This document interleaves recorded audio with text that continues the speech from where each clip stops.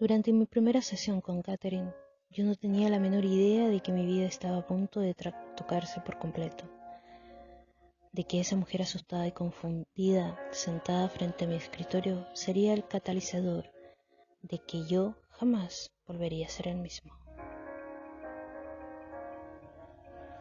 Pasaron 18 meses de psicoterapia intensiva. Catherine venía a verme 1 a 2 veces por semana. Era buena paciente, verbalmente expresiva, capaz de penetrar en lo más psíquico y muy deseosa de mejorar. En ese tiempo exploramos sus sentimientos, sus ideas y sus sueños. El hecho de que supiera recorrer los patrones de conducta recurrente le proporcionaban penetración y entendimiento. Recordó muchos otros detalles importantes de su pasado, tales como las ausencias de sus padres, que era marino mercante, y sus ocasionales arrebatos violentos después de beber en exceso. Comprendía mucho mejor sus relaciones turbulentas con Stuart y expresaba el enojo de manera más apropiada. En mi opinión, por entonces debería haber mejorado mucho. Los pacientes mejoran casi siempre cuando recuerdan influencias desagradables de su pasado, cuando aprenden a recorrer y corregir patrones de conducta inadaptada y cuando desarrollan la capacidad de ver sus problemas desde la perspectiva más amplia y objetiva. Pero Catherine no había mejorado. Aún la torturaban los ataques de ansiedad y de pánico. Continuaban las vívidas pesadillas recurrentes y todavía la aterrorizaba el agua, la oscuridad y estar encerrada. Aún dormía de maneras interrumpidas, sin descansar. Sufría palpitaciones cardíacas. Continuaba negándose a tomar medicamentos por temor a ahogarse con las píldoras. Yo me sentía como si hubiera llegado a un muro. Por mucho que hiciera, el muro seguía siendo tan alto que ninguno de los dos podía franquearlo. Sin embargo, este sentimiento de frustración me dio todavía mayor decisión. De algún modo ayudaría a Catherine. Y entonces ocurrió algo extraño. Aunque tenía un intenso miedo a volar y debía darse coraje por varias copas al subir al avión, Catherine acompañó a Stuart a un congreso médico que se realizó en Chicago en la primavera de 1982. Mientras estaba allí, insistió para él la llevara a visitar la exposición egipcia del Museo de Arte, donde hicieron un recorrido en grupo con un guía. Catherine siempre había sentido interés por los objetos y reproducciones de reliquias provenientes del antiguo egipcio. No se le podía considerar erudita en el tema y nunca había estudiado ese periodo histórico, pero en cierto modo las piezas les parecían familiares. Cuando el guía comenzó a describir algunos objetos expuestos, ella se descubrió corrigiéndolo y tenía razón. El guía estaba sorprendido, Catherine atónita. ¿Cómo sabía esas cosas? ¿Por qué estaba tan segura de tener razón como para corregir al hombre en público? Tal vez eran recuerdos olvidados de la infancia. En su visita siguiente me contó lo ocurrido. Meses antes yo le había sugerido la hipnosis, pero ella tenía miedo y se resistía. Debido a su experiencia en la exposición egipcia, aceptó, aunque a regañadientes. La hipnosis es una excelente herramienta para que un paciente recuerde incidentes olvidados durante mucho tiempo. No encierra misterio alguno. Se trata solo de un estado de concentración enfocada. Siguiendo las instrucciones de un hipnotista bien preparado, el paciente relaja el cuerpo, con lo que la memoria se agudiza. Yo había hipnotizado a cientos de pacientes. Me resultaba útil para reducir la ansiedad, eliminar fobias, cambiar malos hábitos y ayudar a rememorar material reprimido. Ocasionalmente había logrado la regresión de algún paciente a la primera infancia, hasta cuando tenía 2 años o 3 de su edad. despertando así recuerdos de traumas muy olvidados que transformaban su vida. Confiaba en que la hipnosis ayudaría a Catherine. Le indiqué que se tendiera en el diván, con los ojos entrecerrados y la cabeza apoyada en la almohadilla. Al principio nos concentrábamos en su respiración. Con cada exhalación liberaba tensiones y ansiedad acumuladas. Al cabo de varios minutos, le dije que visualizara sus músculos relajándose progresivamente, desde los de la cara y la mandíbula, pasando por los del cuello, los hombros, los brazos, la espalda y el estómago, hasta los de las piernas. Ella sentía que todo su cuerpo se hundía más y más en el diván. Luego le di instrucciones de visualizar una intensa luz blanca en lo alto de su cabeza, dentro de su cuerpo. Más adelante, después de haber hecho que la luz se extendiera poco a poco por su cuerpo, la luminosidad relajó por completo todos los músculos, todos los nervios, todos los órganos del cuerpo entero, llevándola a un estado de relajación y paz cada vez más profundo. Gradualmente sentía más sueño, más paz, más serenidad, y a su debido tiempo, siguiendo mis indicaciones, la luz llenó completamente su cuerpo y la envolvió. Conté hacia atrás, lentamente, de 10 a 1. A cada número, Catherine entraba en un nivel de mayor relajación.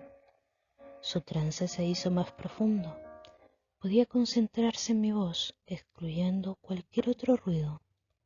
Al llegar a 1, estaba ya en un estado de hipnosis moderadamente profundo. Todo el proceso había requerido unos 20 minutos. Al cabo de un rato, comencé a iniciarla en la regresión, pidiéndole que renombrara recuerdos de edades cada vez más tempranas. Podía hablar y responder mis preguntas, siempre manteniendo un profundo nivel de hipnosis. Recordó una experiencia traumática con el dentista, ocurrida cuando ella tenía 6 años. Tenía vívida memoria de la aterrorizada experiencia de los 5 años, al ser empujada por la piscina desde un trampolín. En aquella ocasión había sentido náuseas y había tragado agua hasta asfixiarse. Mientras lo narraba, empezó a darse arcadas en mi consultorio. Le indiqué que la experiencia había pasado, que estaba fuera del agua.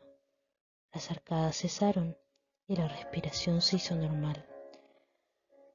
Aún estaba en trance profundo, pero lo peor de todo había ocurrido a los 3 años de edad. Recordó haber despertado en su dormitorio a oscuras, consciente de que su padre estaba en el cuarto. Él apestaba a alcohol en aquel momento y Catherine volvía a percibir ahora el mismo olor. El padre la tocó y la frotó, incluso allá abajo. Ella, aterrorizada, comenzó a llorar. Entonces el padre le tapó la boca con una mano áspera que no la dejaba respirar. En mi consultorio, en mi diván, 25 años después, Catherine sollozaba. Tuve la certeza de que ya contamos con la información, que ya teníamos la clave de lo que sucedía. Estaba seguro de que sus síntomas se aliviaron con enorme rapidez. Le indiqué suavemente que la experiencia había terminado. Ya no estaba en su dormitorio, sino descansando apaciblemente aún en trance. Los sollozos sellaron. La llevé hacia adelante en el tiempo, hasta su edad actual. La desperté después de ordenarle, por sugestión hipnótica, que recordara todo cuanto había dicho. Pasamos el resto de la sesión analizando ese cuarto, súbitamente vívido, del trauma ocasionado por su padre. Traté de ayudarla a aceptar y asimilar su nuevo conocimiento. Ahora ella podía comprender su relación con el padre, por qué provocaba él determinadas reacciones y frialdad, por qué ella le tenía miedo. Cuando salió del consultorio, aún estaba temblando, pero yo ya sabía que la comprensión ganada compensaba el haber sufrido un malestar pasajero. En el drama de descubrir los dolorosos recuerdos profundamente reprimidos, había olvidado por completo buscar la posible conexión infantil con los objetos egipcios. Pero cuando menos comprendía mejor su pasado, había recordado varios acontecimientos aterrorizantes. Yo esperaba una importante mejoría de sus síntomas. Pese a esa nueva comprensión de la semana siguiente, me informó de que sus síntomas se mantenían intactos, tan graves como siempre. Eso me sorprendió. No lograba entender qué fallaba. ¿Era posible que hubiera ocurrido algo antes de los 3 años? Habíamos descubierto motivos sobrados para que temiera a la asfixia, al agua, a la oscuridad y al estar encerrada. Sin embargo, los miedos penetrantes, los síntomas, la ansiedad desmedida aún devastaban su vida consciente. Sus pesadillas eran tan terroríficas como antes. Decidí llevarla a una regresión mayor. Mientras estaba hipnotizada, Catherine hablaba en susurro lento y claro.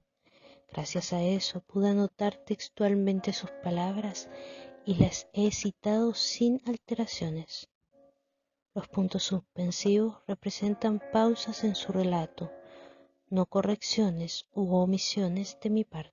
No obstante, parte de las repeticiones no han sido incluidas. Poco a poco llevé a Catherine hasta la edad de 2 años, pero no recordó nada importante. Le di instrucciones firmes y claras. Vuelve a la época en que iniciaron tus síntomas. No estaba absolutamente preparado para lo que sucedió a continuación.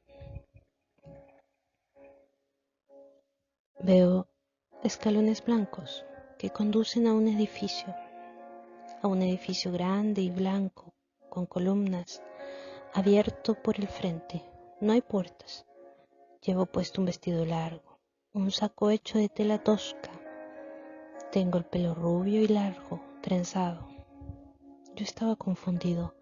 No estaba seguro de lo que estaba ocurriendo. Le pregunté qué año era, cuál era su nombre. Arronda. Tengo 18 años. Veo un mercado frente al edificio. Hay cestos. Esos cestos se cargan en los hombros. Vivimos en un valle. No hay agua. El año es 1863 a.C.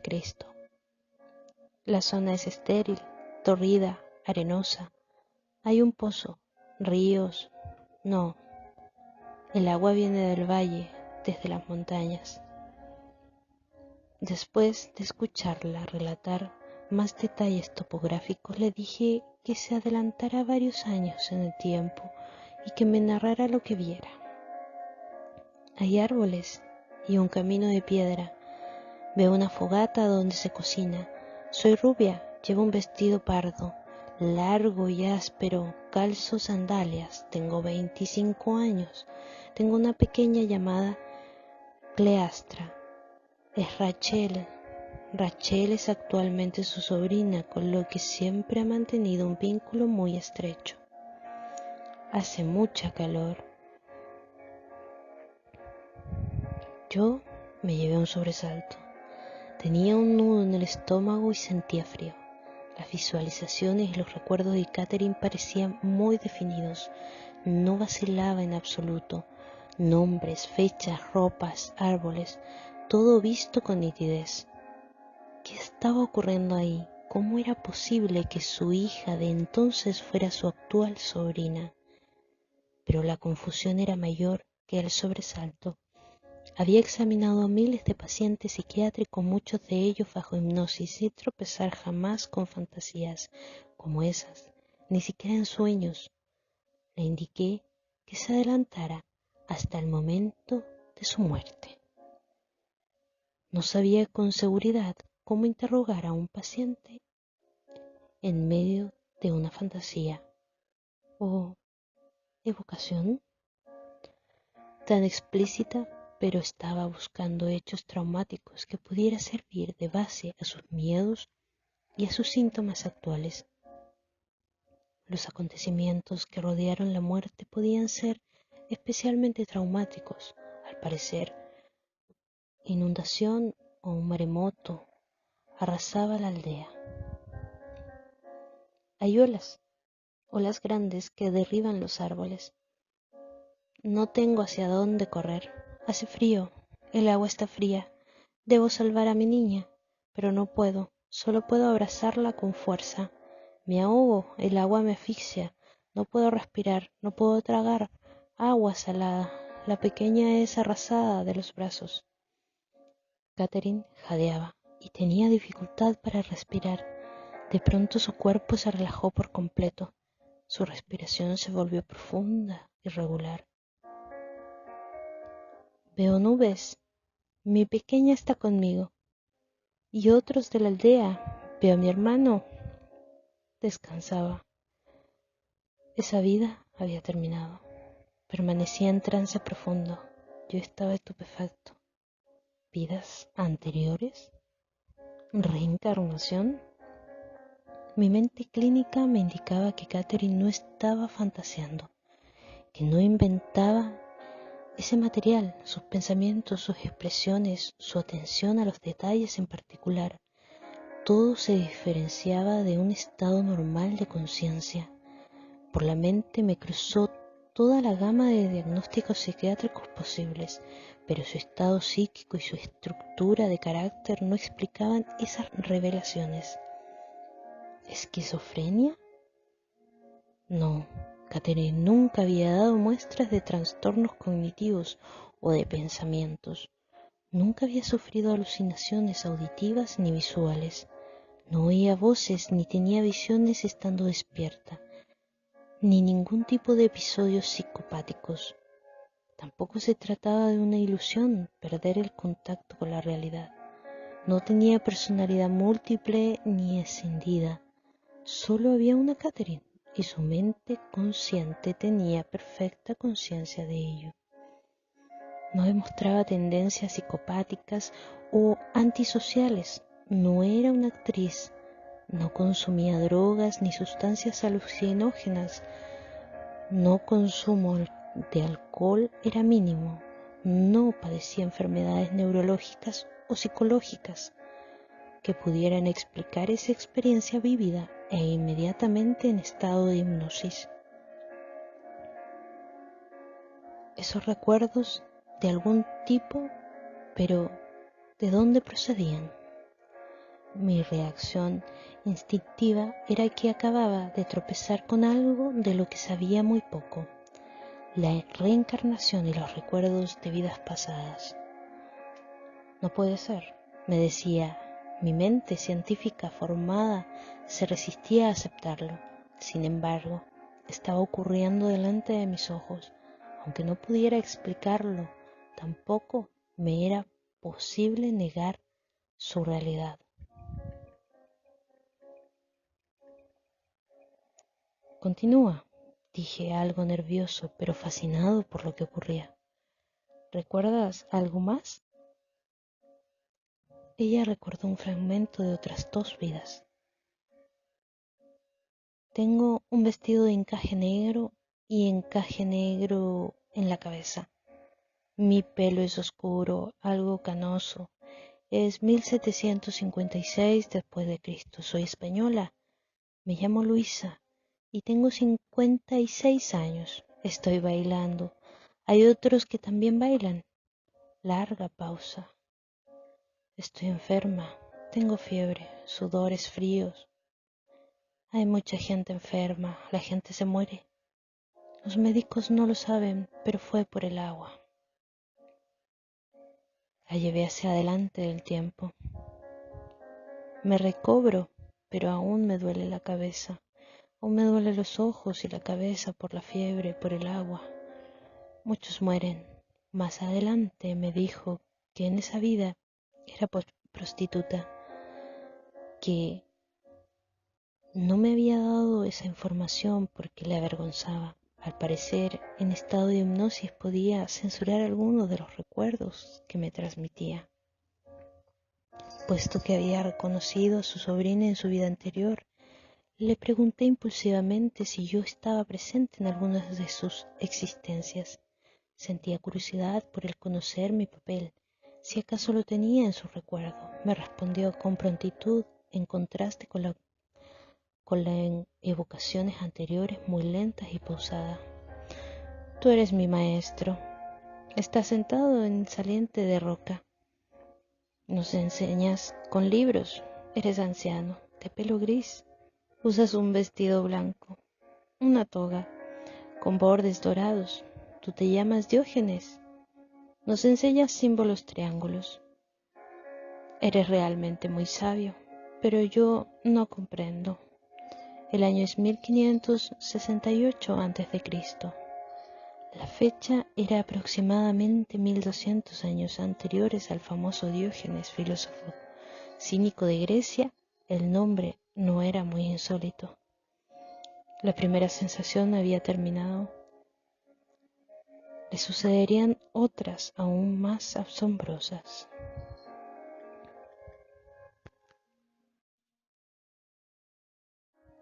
Cuando Catherine se hubo ido y durante varios días más, reflexioné mucho en los detalles de la regresión hipnótica. Reflexionar es natural en mí. Muy pocos de los detalles que emergieran de una hora de terapia, incluso de las normales, escapaban de mi obsesivo análisis mental, y esa sesión difícilmente podía considerarse normal. Por añadiduría, era muy escéptico con respecto a la vida después de la muerte, la reencarnación, las experiencias de abandono del cuerpo y de los fenómenos de ese tipo. Después de todo, según pensaba la parte lógica de mi persona, eso podía ser fantasía de Catherine. En realidad, me sería imposible demostrar la veracidad de sus aseveraciones y visualizaciones. Pero yo también tenía conciencia, aunque mucho más difusa, de mis pensamientos menos emocional. Mantén la mente abierta, me decía ese pensamiento. La verdadera ciencia comienza por la observación. Sus recuerdos podían ser fantasías, ni imaginación. Podía haber algo más de lo que estaba a la vista o al alcance de cualquier otro sentido. Mantén la mente abierta. Consigue más datos. Otro pensamiento me imperturbaba. Catherine, tan propensa a temores y ansiedad desde siempre, ¿no tendría demasiado miedo de volverse a someter a hipnosis? Resolví no llamarla, que ella también dirigiera la experiencia. Esperaría a la semana siguiente.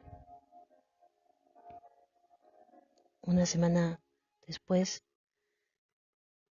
Catherine entró alegremente a mi consultorio para la siguiente sesión de hipnosis. Hermosa de por sí, estaba más radiante que nunca. Me anunció feliz que su eterno miedo a ahogarse había desaparecido. El miedo a asfixiarse era algo menor. Ya no le despertaba la pesadilla del puente que se derrumbaba. Aunque había recordado los detalles de su vida anterior, aún no tenía el material realmente asimilado. Los conceptos de vidas pasadas y reencarnaciones eran extraños a su cosmología.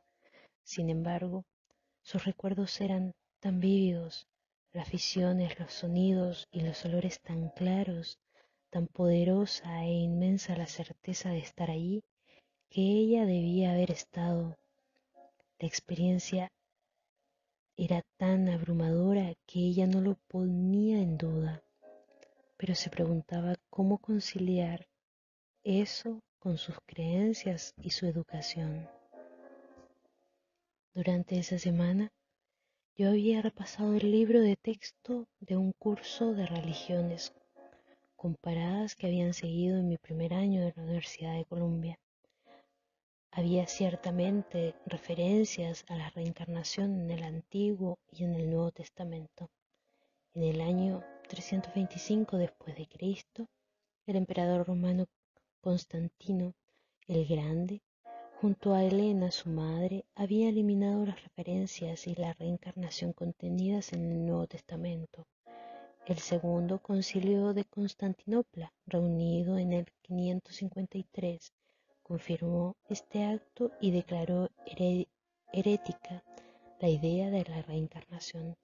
Al parecer, consideraban que esta idea debilitaría el creciente poder de la Iglesia, al conceder a los seres humanos demasiado tiempo para buscar la salvación. Sin embargo, las referencias originarias habían existido. Los primeros padres de la Iglesia aceptaban el concepto de la reencarnación.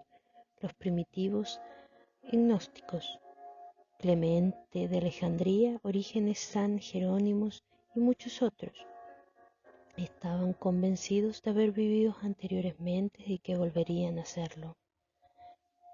Pero yo no había creído nunca en la reencarnación, ni siquiera había pensado mucho más el tema.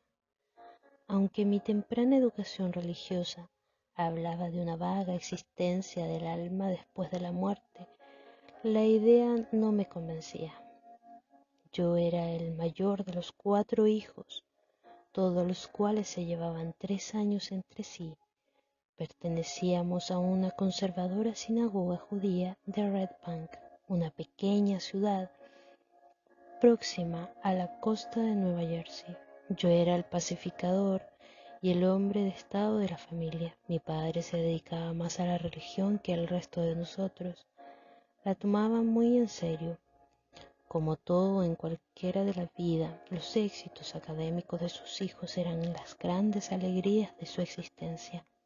Cualquier discordia doméstica lo alteraba con facilidad, entonces se retiraba dejando que yo interviniera como mediador. Aunque esa resultó ser una excelente práctica preparatoria para la carrera en la psiquiatría, mi niñez estuvo más cargada de responsabilidades de lo que yo retrospectivamente habría querido. Salí de la infancia convertido en un joven muy serio, habituado a tomar sobre sí demasiadas responsabilidades. Mi madre se pasaba la vida mostrando amor. No habían límites que se le interrumpieran. Era más simple que mi padre. Utilizaba la culpa, el martirio, la pena, llevaba al extremo y a la identificación con sus hijos como instrumento de manipulación. Todo sin segundas intenciones, pero rara vez se mostraba triste y malhumorada. Siempre se podía contar con su amor y su apoyo. Mi padre tenía un buen trabajo como fotógrafo industrial, pero aunque siempre tuvimos comida en abundancia, el dinero escaseaba mucho. Peter, mi hermano menor, nació como yo, tenía 9 años. Tuvimos que repartir a 6 personas en un pequeño apartamento de 2 dormitorios, con un jardín y una planta baja. En esa pequeña vivienda la vida era febril y ruidosa. Yo buscaba refugio en mis libros. Cuando no leía interminablemente jugaba al béisbol o al baloncesto. Las otras pasiones de mi niñez sabían que el estudio era el modo de salir de esa pequeña ciudad. Por cómoda que fuera y siempre ocupaba el primero o el segundo puesto de mi clase. Cuando la Universidad de Columbia me otorgó una beca completa, yo era ya un joven serio y estudioso. El éxito académico siguió siendo fácil. Terminé los estudios de química y me gradué con honores. Decidí entonces dedicarme a la psiquiatría, pues esa actividad combinaba mi interés por la ciencia con la fascinación que sentía por los funcionamientos de la mente humana. Por añadidura, la carrera médica me permitía expresar mi interés y mi compasión por el prójimo. Mientras tanto, había conocido a Carol durante unas vacaciones pasadas en un hotel de Catskill Mountain, donde yo trabajaba de camarero y ella se hospedaba. Ambos experimentamos una inmensa atracción mutua, una fuerte sensación de familiaridad y bienestar. Intercambiamos cartas nos frecuentamos, nos enamoráramos y cuando empecé mi carrera ya estábamos comprometidos. Ella era inteligente y hermosa, todo parecía estar acomodándose. Pocos jóvenes se preocupaban por la vida, la muerte y la vida después de la muerte, menos aún cuando todo marchaba con facilidad. Yo era la excepción, estaba dedicado a la ciencia, aprendía a pensar de manera lógica y desapasionada, a exigir demostraciones. La carrera de medicina y la resistencia en la Universidad de Yale hicieron que coajugara todavía más en mí el método científico. Mi tesis de investigación verso sobre la química del cerebro y el papel de los neurotransmisores, que son los mensajes químicos del tejido cerebral. Me incorporé a la nueva raza de psiquiatras biólogos, los que mezclaron las teorías psiquiátricas tradicionales y sus técnicas con la nueva ciencia de la química cerebral. Escribía muchos artículos científicos, di conferencias locales y nacionales y me convertí en un verdadero personaje dentro de mi especialidad. Era un poco obsesivo, empecinado e inflexible, pero estos rasgos resultaron útiles para un médico. Me sentía completamente preparado para tratar a quien quiera que se presentara en mi consultorio en busca de terapia. Y en aquel momento, Catherine se convirtió en Arronda. Una joven había vivido en el año 1863 a.C. ¿O acaso era al revés? Y allí estaba otra vez, feliz como nunca la había visto antes. Una vez más, temí que Catherine tuviera miedo de continuar. Sin embargo, se dispuso ansiosamente para la hipnosis y se descendió rápidamente. Estoy arrojando guirnaldas de flores en el agua. Es una ceremonia. Tengo el pelo rubio y trenzado. Llevo un vestido pardo y dorados y sandalias. Alguien ha muerto, alguien de la casa real. La madre. Yo soy una sirvienta de la casa real y ayudo con la comida. Ponemos los cuerpos en salmuera durante 30 días. Cuando se secan se extraen las partes, huelo los cadáveres. Había vuelto espontáneamente a la vida de Arronda, pero en una parte diferente en la que su función consistía en preparar los cadáveres después de la muerte. Es un edificio aparte, continuó. Puedo ver los cuerpos, estamos envolviendo cadáveres. El alma pasa al otro lado. Cada uno se lleva sus pertenencias a fin de prepararse para la vida siguiente más grandiosa. Estaba expresando algo que parecía el concepto egipcio de la muerte y el más allá, diferente de todas nuestras creencias. En esa religión uno podía llevarse sus pertenencias consigo. Dejó esa vida y descansó. Hizo una pausa de varios minutos antes de entrar en un tiempo en que parecía antiguo. Veo el cielo. Veo hielo colgado en una cueva, rocas,